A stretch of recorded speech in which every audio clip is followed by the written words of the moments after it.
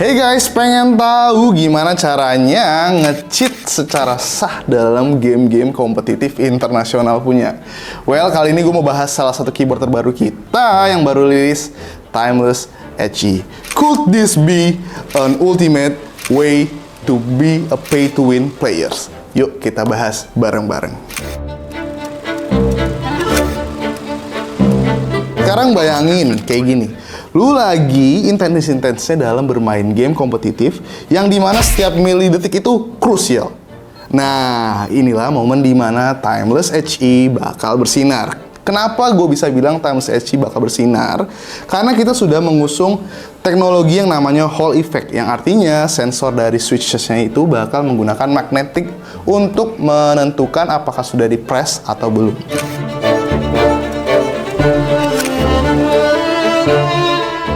Beda sama switch tradisional yang biasanya punya titik aktuasi tertentu. Contohnya salah satu switch andalan kita, KTT Orange, yang dimana dia punya actuation point itu sekitar 1,8 dan harus travel sebanyak 3,5 mm.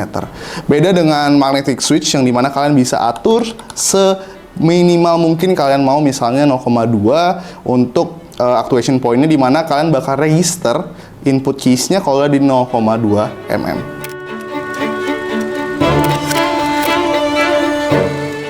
Dan gak cuma itu aja, software Timeless HE ini sudah dilengkapi dengan banyak hal yang bisa lo kustomisasi. Salah satunya adalah actuation point-nya.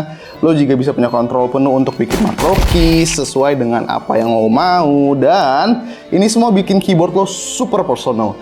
Lo jadi bisa ngerasa sangat-sangat dekat dengan keyboard lo karena memang sudah dibuat sesuai dengan apa yang lo mau.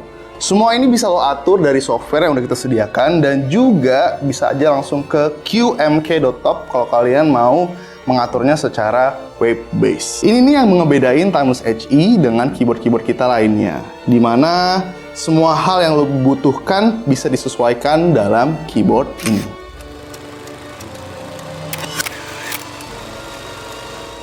Kesimpulannya, Hall Effect di Timeless ini bakal bikin pengalaman gaming lo jauh berbeda.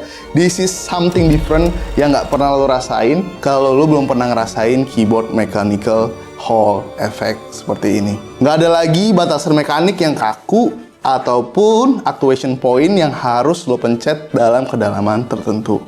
Lo punya kendali penuh untuk terus memainkan game lo lebih kompetitif, lebih presisi, dan lebih akurasi.